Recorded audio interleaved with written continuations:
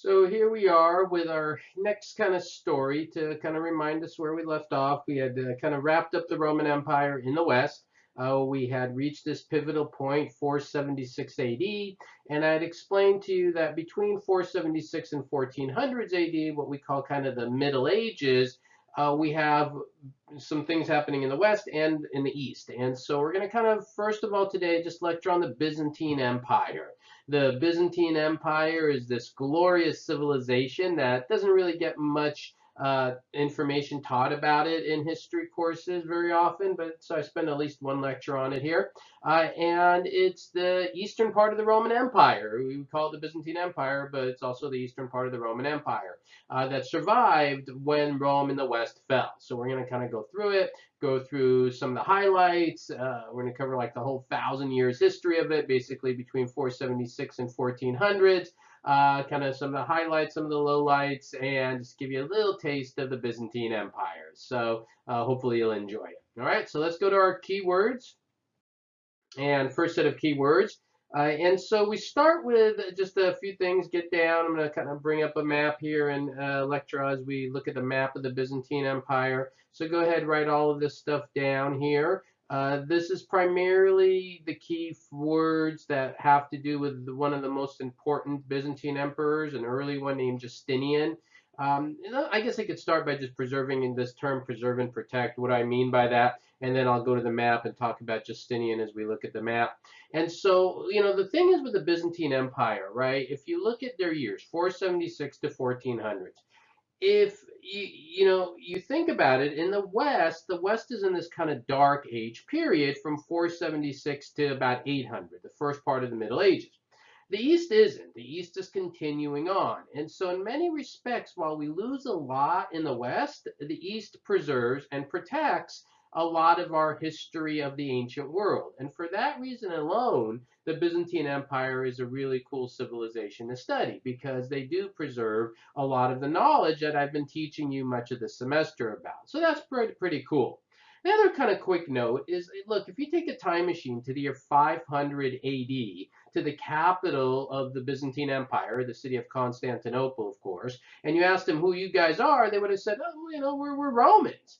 But if you take that same time machine to about the year 1000 AD and ask who you guys are, they would have, go, what? Huh? We're not Romans. We've kind of developed our own characteristics. So there is that element of it as well. There is kind of a transition as the East develops its own identity. So the very first, not the very first, the first Byzantine emperor we want to talk about is a man named Justinian, who is emperor from 527 all the way to 565. So make sure you have all these other terms. I'm going to go to our map and we'll talk about the role of Justinian as one of the key early emperors of the Byzantine Empire. So again, if you need to pause, get these words down, and then we'll talk about Justinian. So here's our map of what is essentially the Byzantine Empire, right?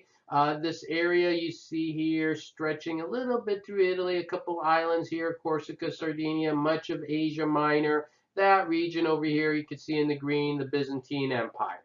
So Justinian, who is leading the Byzantine Empire again around the 527 period, had a lot of characteristics you would want out of an ideal emperor. He was smart, he knew military techniques well, he was, a pretty overall well-qualified person to be emperor, except for one thing apparently, and that one thing, according to some primary sources, is that he didn't have much of a backbone. He was a bit of a guy of things, fight or flight. He would be the flight guy, right? He would run away if things got too crazy, which could be hard if you're an emperor. Lucky for him, there was somebody in his life who did have that backbone, and that was this woman named Theodora. Theodora, of course, his wife. Now, Theodora, before she married Justinian, apparently was an actress. And you go, what does that have to do with anything? Well, being an actress in that time in history is basically synonymous with being a hooker. And so, basically Justinian married a hooker, right? I mean, this was scandalous. This was scandalous back then. And, people at the time were like, oh my God, what's Justinian doing? But you can imagine after going from this profession of actress all the way to being married to the emperor, you're going to want to stay married to the emperor. So she kind of served as his backbone. So during the reign of Justinian, he has to face a lot of issues, one of which was this big riot, that Nika riot. That was one of Nika riot or Nika revolt inside Constantinople. There were these factions. They were called the Blues and the Greens. Don't worry about that. But there were these factions. They were fighting. And Justinian was like, I can't handle this. He's ready to hightail it out of there. And it was his wife Theodora told him, stay, fight. You know what you're doing. Put down the rebellion and the revolts. And he does. And he maintains his rulership all the way until the year 565. So that's one very important thing right off about Justinian. In terms of some other accomplishments of Justinian that are worth noting, so each of these are little points you want to get down. He creates something called the Justinian Law Code, right, which is a good codification of laws. So that was one of his good achievements. Another one of his good achievements, so he stops the Nika riot. That's one. Two is the Justinian Law Code. Three, another thing he does is expand trade more to the Eastern world. So we have like a trade routes all the way to the Eastern world. So that's something Justinian does as well. Another element of Justinian's reign that I think is important is architecture. He has a very powerful empire and he builds big things.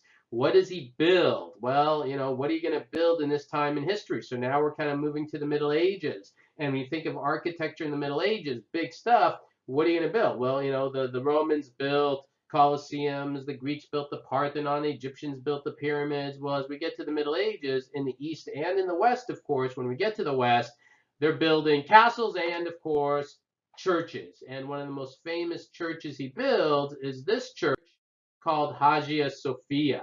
It's a magnificent monument, massive church that he creates. And so this is something that he does that you don't see in the West. The West doesn't have anything this big being built. That's why the West is in a dark age and the East is thriving. Just to give you an idea, I have another image of it here in a second for you, but just this dome on top is about 120 feet across. And this is just another image of modern day Hagia Sophia, and it looks a little different. I'll explain why it looks a little different in this image and the previous image when we get to another lecture here, actually. So just kind of remember this image. We're going to come back to it in another lecture. So anyways, he builds this church called Church of Holy Wisdom, Hagia Sophia, and it's part of the indication that the East is thriving and doing well. And the fact that they're also building churches, that's going to be important too as we move in, especially to the West, that churches become that important, that that's your monumental architecture. What else does Justinian do? He conquers a little bit of land. One of the things he was thinking of doing is trying to recreate the whole West-East, unite the Western Roman Empire. Remember, the West had fallen apart to those Germanic tribes. The problem is by now, the West is they don't see themselves as Western Roman anymore. They see themselves as Franks and Lombards and Visigoths and Vandals and all these things. They have no desire to be part of Rome, let alone the Byzantine Empire. So Justinian was very successful in a lot of his battles, but he's not able to really hold on to a lot of territory. He gets a couple little piece of real estate in southern Italy. He gets a little piece of land called Ravenna. That's kind of up there in northern Italy.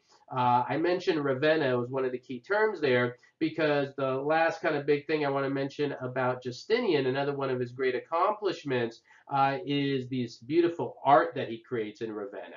So just to summarize before I show you the art, so for Justinian, obviously very powerful Byzantine emperor, know about his wife, know about the Nika riot, know about the silk, the trade, some silk trade, some other trade that he develops, know about the Hagia Sophia, the Justinian law code. Really all of this shows that the Byzantine Empire is doing really well. In terms of these art, these are these beautiful mosaics. Let me just kind of show them to you. All right, so this is one. And these are massive. I mean, to give you, I have to check the exact dimensions, but this would be like, from floor to ceiling in a room, very big. And this is a mosaic of Justinian. And what I want you to see is kind of pick up on a few things here. Maybe you see Justinian in the center.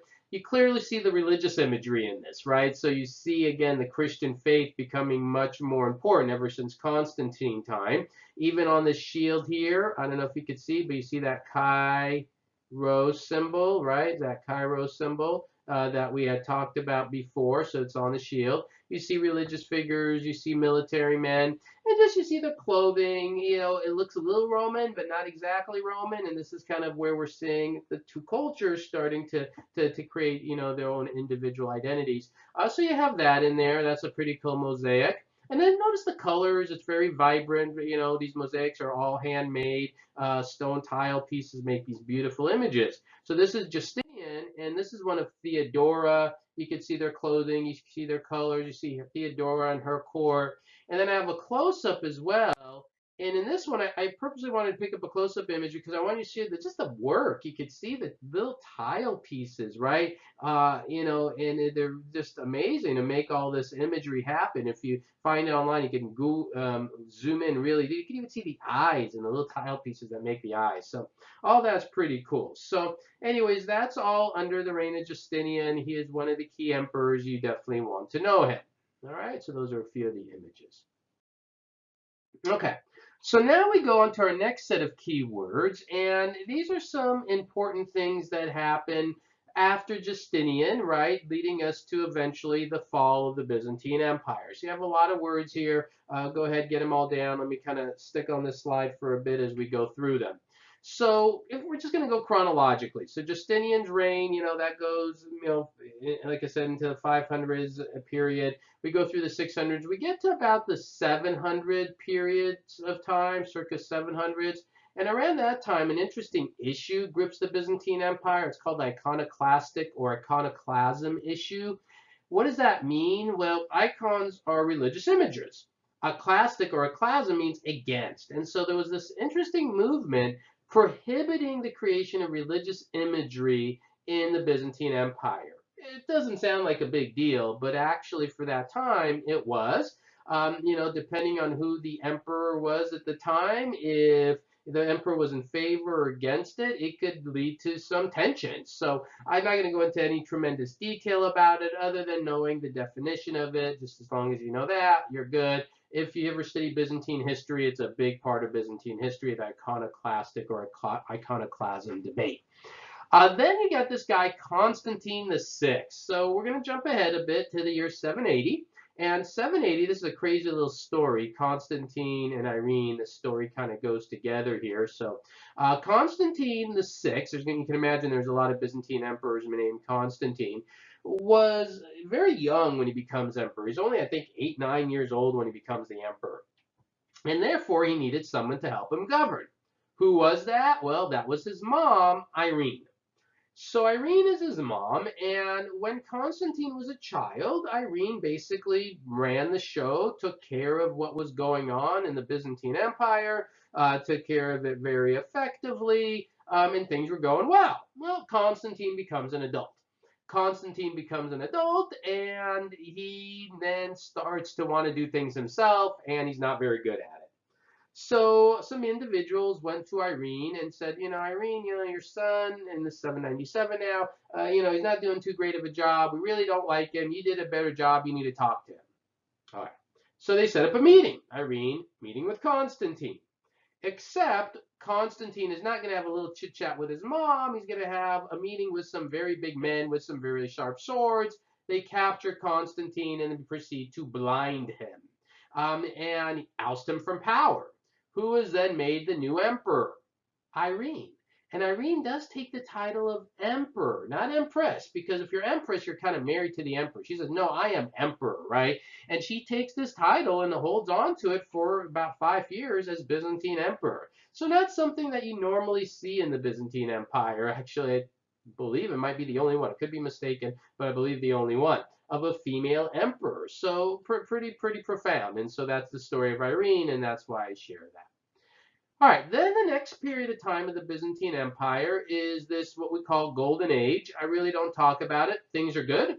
Everything is going smoothly. The Byzantine Empire is running no problems. They've got a very long, stable dynasty. Everyone's happy, yay, right? So that's the Golden Age. That's it.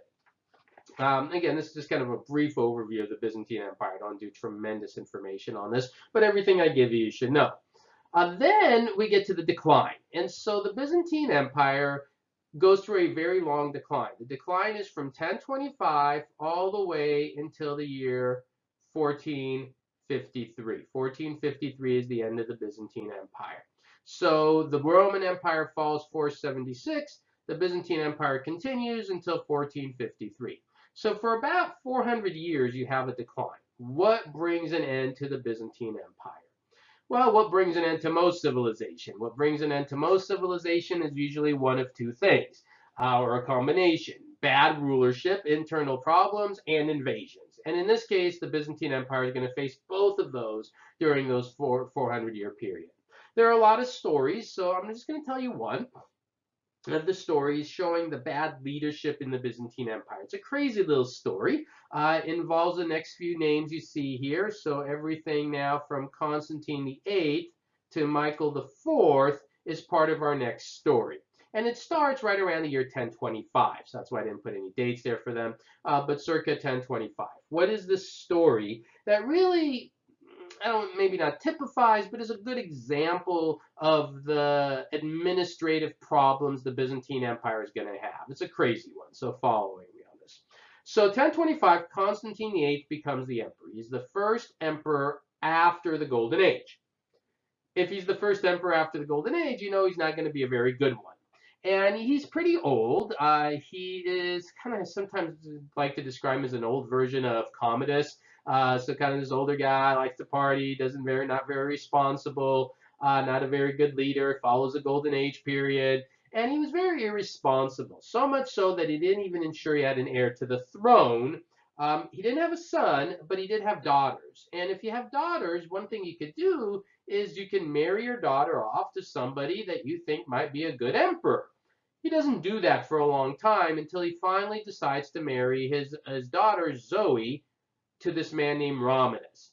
The problem is, and I've read the primary source on this, and there's two things. One says she's 40, one says she's 50 years old when the marriage takes place. So regardless, at that time in history, finding a husband for a 40-year-old woman is not going to go over too smoothly. Basically, the only person who's going to marry her is somebody's going to marry her because they want to be emperor, not somebody who truly, genuinely loves her. So Romanus marries her, but the problem with Romanus, he doesn't really love her very much. He doesn't treat her very well. He apparently treats her very poorly. And so they're married. Romanus is the emperor. Zoe's not happy. Well, there's this old expression, maybe some of you men and some of you women have heard before: hell have no fury like a woman scorned. And, well, Zoe was scorned, and she was very upset. And she finds kind of this individual named Michael to come comfort her. And so she finds this comfort in the arms of this man named Michael. Who is Michael? Well, not really a very super important person. I read one account that he was kind of just an average court person, a lower noble, but she finds an infatuation with Michael. She falls for Michael, and then her and Michael conspire to have Romanus killed. Romanus is killed. This all happens within a few-year period. Romanus is killed. Michael marries Zoe. Michael becomes the emperor. What does Michael know about being emperor? Not much. But you also see with this term, sometimes we use the term Byzantine politics. It's not a very common word, but it's this kind of underhanded politics. And that's what we see here happening. And that's what you see during the declining period, this constant internal conflicts that emerge. I did more reading on this years after I first started to lecture on this, and then I'm like, oh, this is an interesting story. And then it turns out after all this, poor Zoe, Michael then puts her in a convent with the nuns, and that's what ends up happening with Zoe. So she just gets, short end of the stick all the time there. All right. So anyways, that's one example. If you study Byzantine history, you'll see a lot of other, political corruption type things happening. Meanwhile, the last issue I want to kind of cover here is the collapse of the Byzantine Empire, not only because of internal issues, but of invasions. The Byzantine Empire is going to be invaded a lot. And I'm going to go to the map now to kind of describe this. So get these last three terms down. If you don't have them yet, get them down. And then we're just going to go to the map to talk about the invasions that are going to destroy the Byzantine Empire. All right. So here's our map again, and the Byzantine Empire is in a good location if you're strong. It's in a terrible location if you're weak. Why? Because you're in the middle. You're in the middle of kind of the quote unquote known world. Obviously, there's no middle to the known world to the world, but in this case, these are your superpowers, right, of the world over here, and they're all around you in the Byzantine Empire. So you're going to be hit potentially from everywhere. So who's going to invade? Well, you're going to get one invasion called the Seljuks. That happens around the year 1070, circa 1070. If you want to get the date down, that's fine. And the Seljuks, who are they? The Seljuks are a Muslim civilization, Turkish Muslims specifically. We'll talk about the rise of Islam next lecture. That come in and invade just the eastern part of the Byzantine Empire. There's a battle called the Battle of Manzikert. You don't need to know the name of the battle. I talk about them a little bit more in my Middle East class, but that's it. Just that little sliver of land in the east they take over. But they take it over, and the Byzantine Empire is not really able to do much about it. So that's one invasion. After that, you're going to start to get powers from the west coming in and doing some damage. Remember, by now, we hadn't talked about the west yet, but by the time we get to the 1000s, 1100s, the West is no longer in their dark age. The West no longer has, little Germanic tribes like Vandals and Goths and Visigoths and Franks. Now they have kingdoms like France and England and Germany. They're pretty strong, and they're going to take a shot at the Byzantine Empire as well. So that hurts them. So first they get hit by the Seljuks, then they get hit by the West, then they get hit by another massive force from the Far East around the year 1200, circa 1200 AD. They're going to get hit by the Mongols, and that was why I put them there. Again, my Middle East class, I spend a lecture, about 45-minute lecture, talking about the Mongols. The Mongols, you think, are they way far east? They are. They're way far east. They're North China and all that, but they make their way all the way to Asia Minor, right? They don't really hold on to this territory very well because it is so far away from their base, but the Byzantine Empire got hit again. So they're just getting smacked around, right? They're getting smacked from the east, smacked from the west, smacked from the east again. And so by the time we get to about the year 1300, between these invasions and the internal problems, the Byzantine Empire is just a shell of its former self. And that is really the jackpot for the last civilization, because the next civilization that now takes advantage of all that is the Ottomans. And the Ottomans are a very important civilization. I keep mentioning my Middle East class, especially when we're on this area, because this is where we talk about it a lot. But the Ottoman civilization will be the dominant civilization in the Middle East for hundreds of years. And what essentially happens, the Ottomans are another Muslim Turkish civilization like the Seljuks, except they're much more important. I spend a little bit of time on the Seljuks. I spend weeks on the Ottomans. But starting around the 1300s, the Ottomans enter Asia Minor. And what the Ottomans do is they take a little piece of the Byzantine Empire. And then they take another piece of the Byzantine Empire. Then they take another piece of the Byzantine Empire. And then they take a bigger piece of the Byzantine Empire. And basically, between 1300s and that year, 1453, what's really happening is the Byzantine Empire is getting smaller and the Ottoman Empire is getting bigger. By 1453, it's kind of silly to call the Byzantine Empire, but the only thing left is the city of Constantinople. What happens in 1453? There was an Ottoman Sultan. I didn't put his name up. If you want to know it, it's Mehmed II. Mehmed II, he comes in and he crashes the walls of Constantinople, destroys their control, renames the city to Istanbul. That's why it's called Istanbul today. And the Byzantine Empire collapses, and the Ottoman Empire is now starting to come to its great height. So anyways, that's a little bit there. And then the Ottoman Empire, as I said, will dominate this whole region. The Ottoman Empire, to give you perspective, is going to control what was the Byzantine Empire, most of North Africa, Egypt, much of Saudi Arabia, all the way into the Middle East, modern-day Iraq. That whole area is going to be part of the Ottoman Empire, and they're going to even start moving a little bit even further north to these Balkan areas, if you're familiar with any of that. very important civilization that will dominate the Middle East until the end of World War One. So that's it. That's the Byzantine Empire, but the Ottoman Empire is for another class. So hopefully that gives you a little bit of an explanation on the Byzantine Empire. You got some of the key things there. It's the last bit of info. No, sorry, it's not. You do need this information for the quiz, and then we're going to do another lecture on the rise of Islam. And I'm planning to have that as part of your quiz as well. So you're going to want to listen to everything. So your second quiz covers everything from Augustus, right, to the entire Roman Empire, to the Byzantine Empire, and the rise of Islam, which is going to be our next lecture. All right, so I hope all that's clear. And as always, let me know if you have questions. Thank you. Have a good day.